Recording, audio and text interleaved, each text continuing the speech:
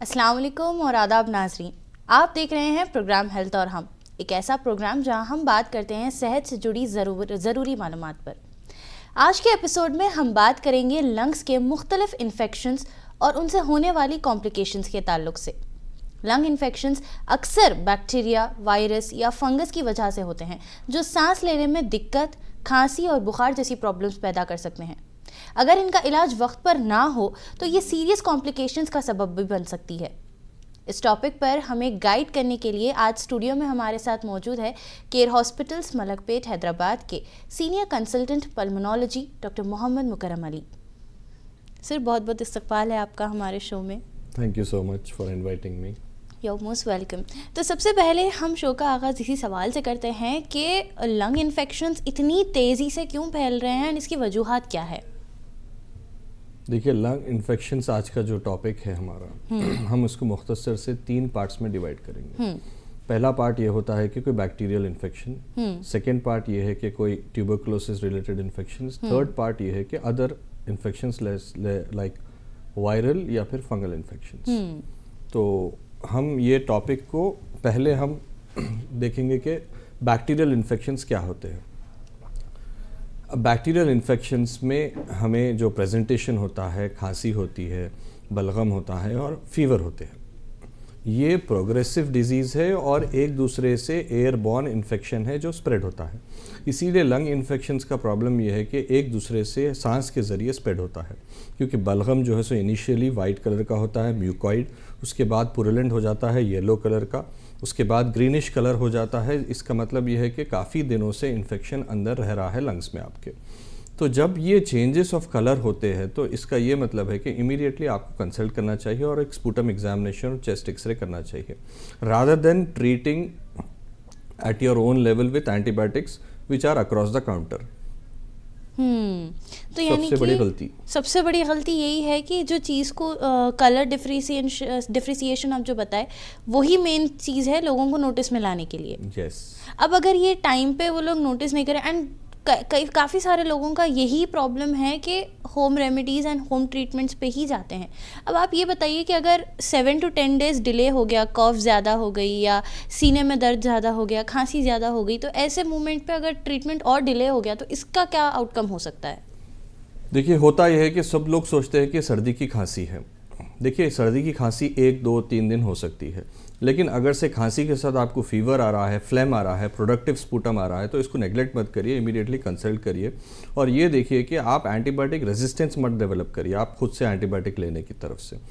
तो हम जब आते हैं पेशेंट्स हमारे पास काफ़ी डिलेड प्रोग्रेशन और काफ़ी डिलेड ऑनसेट ऑफ सिम्टम्स के बाद आते हैं और काफ़ी मुख्तलिफ दवाएं इस्तेमाल करने के बाद आते हैं, जिससे हमें प्रॉब्लम ये हो जाता है कि हमें उनको हायर एंटीबायोटिक्स देना पड़ता है, उनको आईवी मेडिसिन देना पड़ता है और कई केसेस में रेस्पिरेटरी फेलियर हो जाता है। ऑक्सीजन लेवल लेस देन 90 हो चुका रहता है। तो जब रेस्पिरेटरी फेलियर हो जाता है तो ऑक्सीजन लगाना पड़ता है, एंटीबायोटिक्स देना पड़ता है, नेबुलाइजेशंस देना पड़ते हैं और हाई एंड एंटीबायोटिक्स की ज़रूरत पड़ती है और कल्चर करना पड़ता है उनका स्पूटम को। अब कल्चर में बाज़ ऑर्गेनिजम्स ऐसे होते हैं जो मल्टी ड्रग रेजिस्टेंस हो जाते हैं। जब मल्टी ड्रग रेजिस्टेंट ऑर्गेनिजम्स हो जाते हैं तो जब ट्रीटमेंट भी और एक्सपेंसिव हो जाता है और डिलेड आउटकम हो जाता है। और सम केसेस जो रेस्पिरेटरी फेलियर के अलावा, ऑक्सीजन के अलावा किसी को सी पैप है, किसी को बाई पैप है और कई केसेस जो इम्यूनो कॉम्प्रोमाइज्ड होते हैं, जैसा कि लॉन्ग टर्म डायबिटिक्स है, हाइपरटेंसिव है या किडनी डिजीजेस है, ये पेशेंट्स यूजुअली रेस्पिरेटरी फेलियर इतने तेज़ी से प्रोग्रेस हो जाता है और पैचेस लंग में इतनी तेज़ी से फैल जाते हैं कि उन्होंने वेंटिलेटर पे भी चले जा सकते हैं, वेंटिलेटर डिपेंडेंट हो जाते हैं समटाइम्स। आप पता होता होगा कि कई लोग वेंटिलेटर पे है। उसकी वजह यह है कि लंग्स का सही टाइम पे सही इलाज नहीं करने से लंग्स कंटिन्यूस रेस्पिरेटरी फेलियर में सेट इन होने से वेंटिलेटर तक पहुंच सकते हैं। तो एक निमोनिया का इलाज सही वक्त पे और सही टाइम पे नहीं होने से हम ये प्रोग्रेशन तक पहुंच जाते हैं। यानी कि निमोनिया सुनने में एक बहुत ही छोटा सा वो लगता है, बट इतना बड़ा आउटकम है उसका। जी, जो इम्यूनो कॉम्प्रोमाइज लोग हैं उनके लिए बहुत ही इम्पॉर्टेंट है कि हम उनको स्टडी करें और उनका जल्द से जल्द स्पूटम एग्जामिनेशन करें और हमें ये पता चल जाए कि जो है सो ऑर्गेनिज्म कौन सा है। कोई बैक्टीरिया है जो बहुत ही लेस विरुलेंट है तो वो आउट पेशेंट बेसिस पे हम इलाज कर सकते हैं उसका, rather than going for the in patient setups. अब टीबी की अगर हम बात करें तो टीबी का लंग इन्फेक्शन से क्या लेना देना है? ट्यूबरकुलोसिस एक ऐसी बीमारी है जो ग्लोबल एक आज भी बर्डन है, और इंडिया बहुत ज़्यादा कंट्रीब्यूट कर रहा है आफ्टर देन अफ्रीका। अफ्रीका के अलावा जो सबसे ज़्यादा केसेस देख रहे हैं हम टीबी के, इंडिया में देख रहे हैं, क्योंकि यहाँ पे थोड़ा सोशो इकोनॉमिक कंडीशंस कम हैं और थोड़ा ओवर क्राउडिंग है, और यूजुअली देखा जा रहा है TB is spreading among people with low socio economic status which is more pulmonary. जिसको भी लंग का ट्यूबरकुलोसिस होता है वो एक दूसरे से क्रॉस इन्फेक्शन से एक दूसरे तरफ फैलता है। अगर से हमें खांसी है, बलगम है, बुखार है, जो एंटीबायोटिक से भी रिजॉल्व नहीं हो रहा है, आपके नॉर्मल जनरल फिजिशियन से आप कंसल्ट कर रहे हैं और आपको फ़ायदा नहीं हो रहा है, तो ये सोचिए कि हो सकता है 2 हफ्ते से ज़्यादा की खांसी टीबी हो। तो हमें इमीडिएटली एक्सरे करवाना चाहिए और टीबी का टेस्ट करना चाहिए, स्पूटम फॉर AFB बता रहे हैं। और उसके अलावा स्पूटम फॉर जीन एक्सपर्ट बोल के एक एडवांस टेस्ट है जो विद इन 1 डे हमें ये पता चल जाता है कि स्पूटम आपका बलगम जो टीबी का है वो रेजिस्टेंट है दवाओं से, या फिर हम टीबी के फर्स्ट लाइन थेरेपी दे सकते हैं।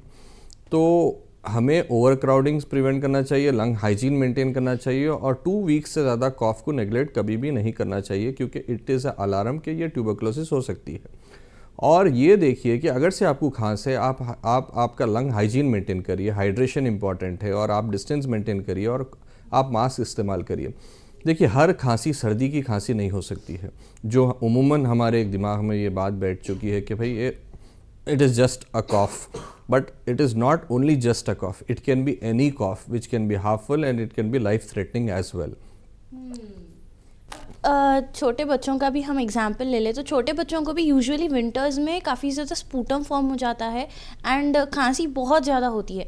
तो क्या ये पॉसिबल है कि छोटे बच्चों में भी टीबी नज़र आए, या सिर्फ एक पर्टिकुलर एज क्राइटेरिया में नज़र आता है? देखिए, अगर से पेरेंट्स को टीबी हुआ है कभी भी टाइम ऑफ देयर लाइफ में, तो 30% चांसेस है बच्चों को टीबी होने के। तो इसके लिए ये देखना चाहिए कि you have to maintain your immune status properly. आपके चाइल्ड का इम्यून स्टेटस जो होता है उसको अच्छे मेंटेन करें, उनका हाइड्रेशन, उनका डाइट, उनका प्रोटीन इंटेक और उनके सप्लीमेंट्स अगर से ज़रूरत है तो उसको आप जो है सो प्रॉपरली इंटेक ज़रूरी है। दूसरी चीज़ ये है कि आप ये देखें कि अगर से आपके बच्चों में खांसी है या कोई, यूजुअली बच्चों में ट्यूबरकुलोसिस लंग टीबी कम पाया जाता है रादर देन एक्स्ट्रा पल्मोनरी। जैसे कि बच्चों में छोटे छोटे गुठलियाँ आ जाते हैं, सर्वाइकल नोड्स आ जाते हैं यहाँ पे गर्दन के पास, जो हम नेग्लेक्ट करते हैं कि गुठली है। तो वो गुठली अगर से कोई एंटीबायोटिक से ठीक हो रही है विद इन 1 वीक और विद इन 2 वीक्स तो कोई परेशानी की बात नहीं है। अगर से नहीं हो रही है और वो गुठली बढ़ते जा रही है और मैटेड हो जा रही है, घट हो रही है, तो उसके लिए हमें इमीडिएटली पल्मोनोलॉजी पे कंसल्ट करना चाहिए और उसका एग्जामिनेशन होता है, जैसा कि फाइन नेज़ल एस्पिरेशन साइटोलॉजी। उससे हम ये कंफर्म करते हैं कि वो बैक्टीरियल है या फिर ट्यूबरकुलोसिस है।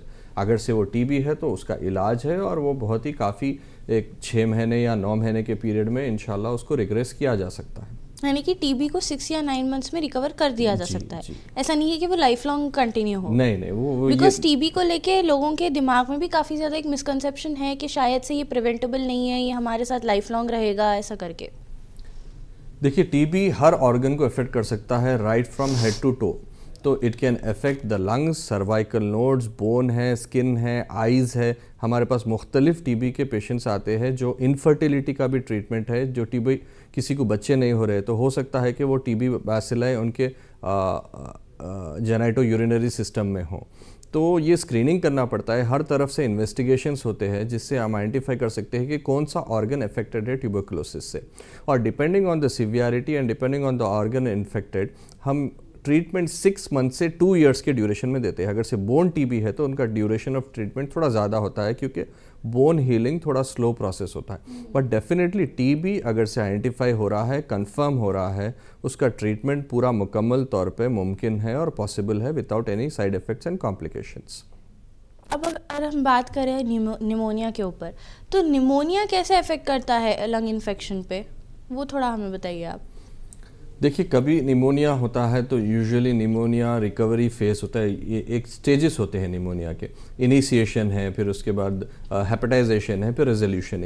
ये स्टेजेस में निमोनिया होता है।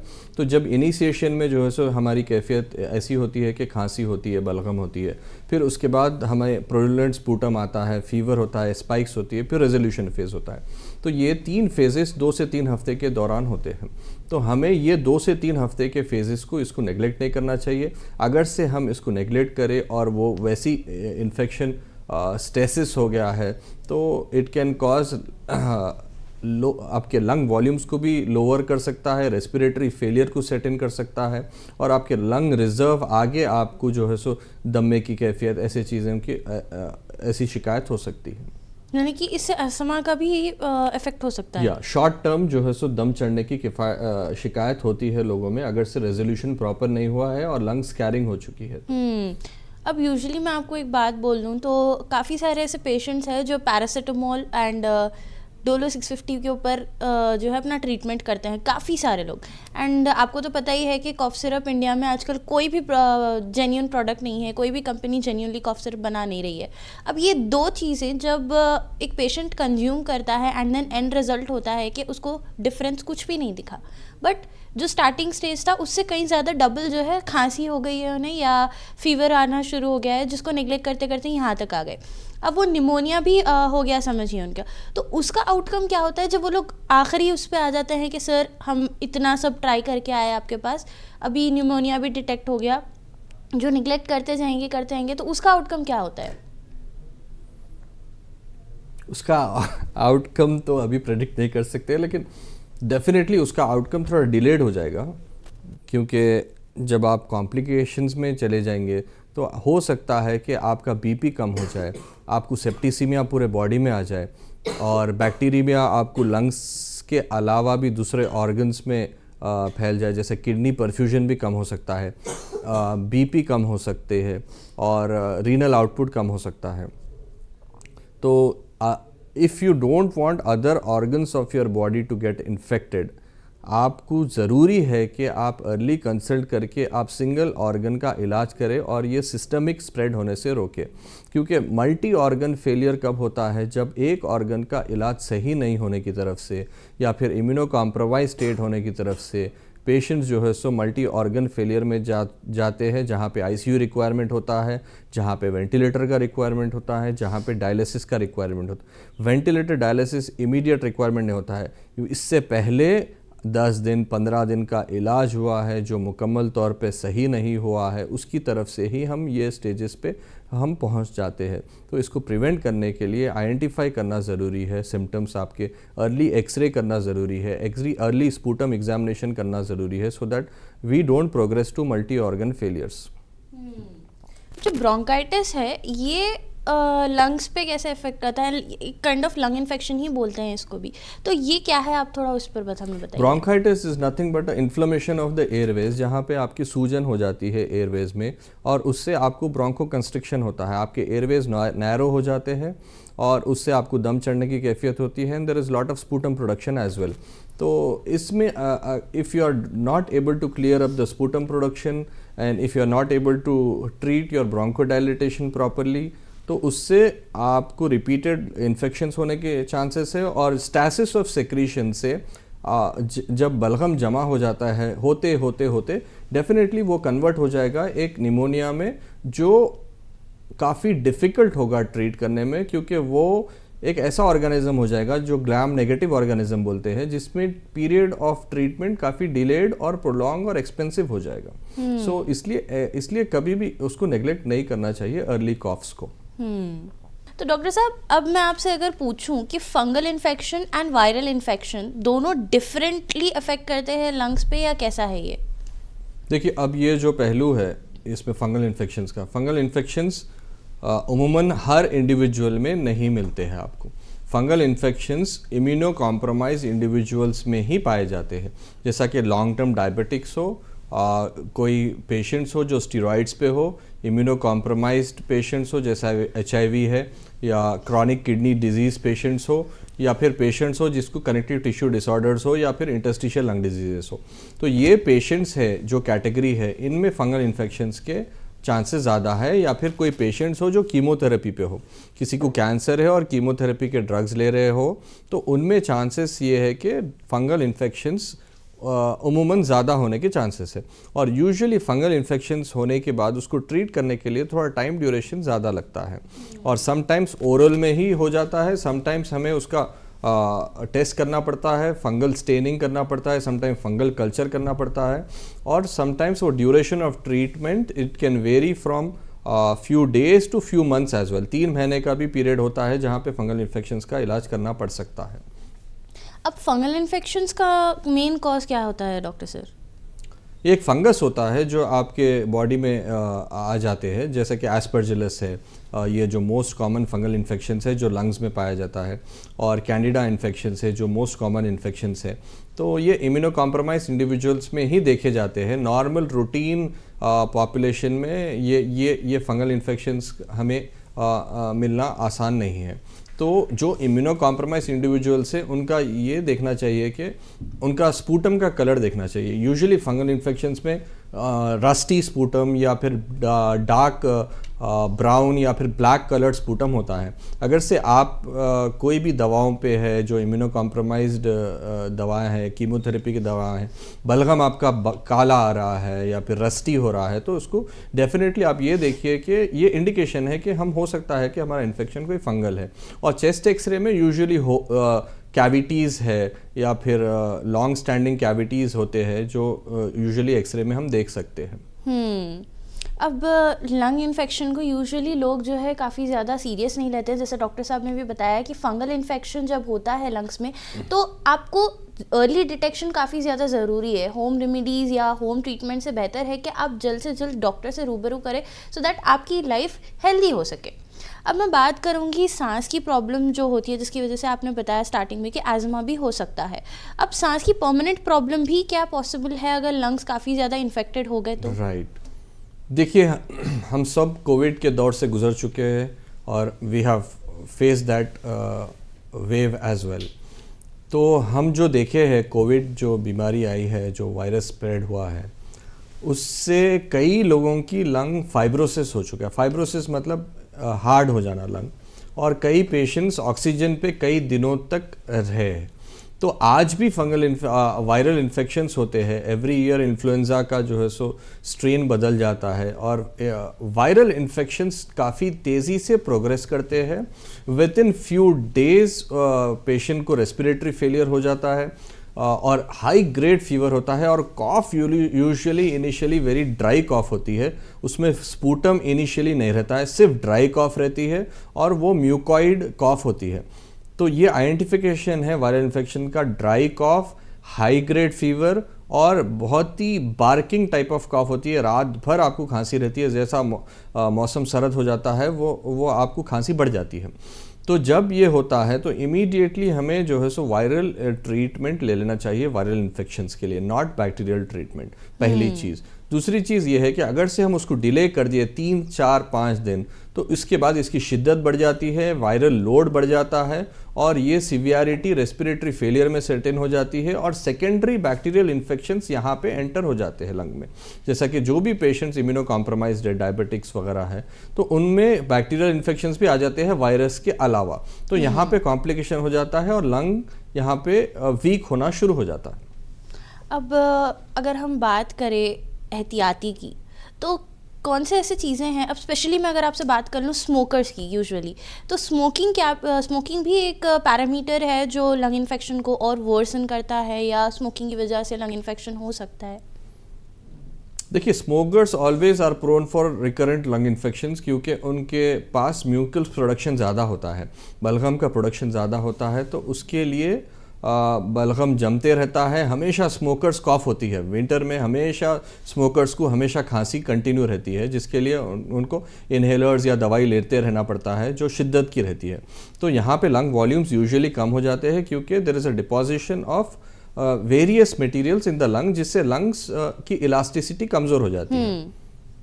तो smokers are more very much prone for infections. अब बात करें अगर हम लाइफस्टाइल चेंजेस क्या क्या लोगों में होने चाहिए एहतियाती तौर पर, सो दैट ये लोग लंग इन्फेक्शंस को जो है हटा सकते हैं, प्रिवेंट कर सकते हैं अपनी लाइफ से। देखिए, देखना ये चाहिए कि हमें हाइड्रेशन वेरी इंपॉर्टेंट है। सबसे ज़्यादा 2 से 3 लीटर का पानी पीना ज़रूरी है। मोर यू हाइड्रेट, आप आपके सिस्टम को डिटॉक्स कर सकते हैं। And mostly green leafy vegetables का इस्तेमाल करें डाइट में, और आप थोड़ा लो कार्ब डाइट इस्तेमाल करें और लेस ऑयली फूड्स इस्तेमाल करें, और सिट्रस फ्रूट्स डेफिनेटली अवॉइड करें जिसको भी लंग इन्फेक्शंस है। ये सोचते हैं कि भाई हम संतरा खाएंगे इम्यूनिटी बढ़ेंगी, इम्यूनिटी विटामिन सी, वो मिथ है, तो उसको फॉलो मत करिए। आप जितना हो सकता है अपने आप को हाइड्रेट करिए, डिटॉक्स करिए, and lot of proteins intake is very important if you don't have any kidney problems as well.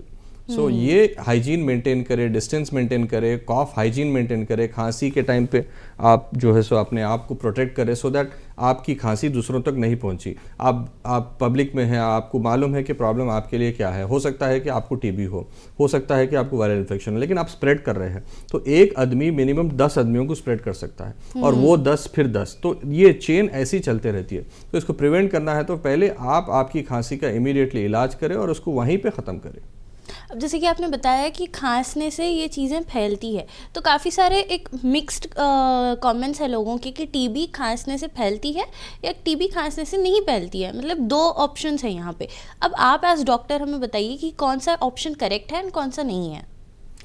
देखिए, स्पूटम पॉजिटिव ट्यूबरक्लोसिस है। अगर से बलगम का हम टेस्ट करते हैं और स्पूटम पॉजिटिव है, उसमें स्पूटम में ट्यूबरक्लोसिस बैसिलाई दिख रहे हैं, तो इसका मतलब ये है कि वो पेशेंट इन्फेक्टेड है और वो 2 महीने तक वो पेशेंट इन्फेक्टिव रहेगा, अगले 2 महीने तक ट्रीटमेंट के साथ। तो वैसे पेशेंट्स को हम बता देते हैं कि भाई आप अपने आप को थोड़ा अलग रखिए। आपकी जब खांसी आती है तो आप अपने आप को प्रोटेक्ट करिए, और आप ओपनली कॉफ मत करिए, कुछ कपड़ा रखिए, और सो दैट आपके घर वालों को या फिर आपके कम्युनिटी मेंबर्स को, आप जहाँ पे भी जा रहे हैं, आप हो सकता है कि आप जॉब कर रहे हो, आप कॉमन मोड ऑफ ट्रांसपोर्ट में हो, तो आपको एहतियात अपनी तरफ से करना चाहिए सो दैट ये स्प्रेड दूसरों को ना हो। अब सबसे आखिरी सवाल डॉक्टर साहब मैं आपसे ये पूछूंगी कि जिसको लंग इन्फेक्शन हो गया है एंड उससे वो रिकवर कर चुके हैं, रिकवर करने के बाद उन्हें कौन से स्टेप्स लेना चाहिए टू अ हेल्दी लाइफ ताकि ये लंग इन्फेक्शन उन्हें वापस से ना आए? राइट।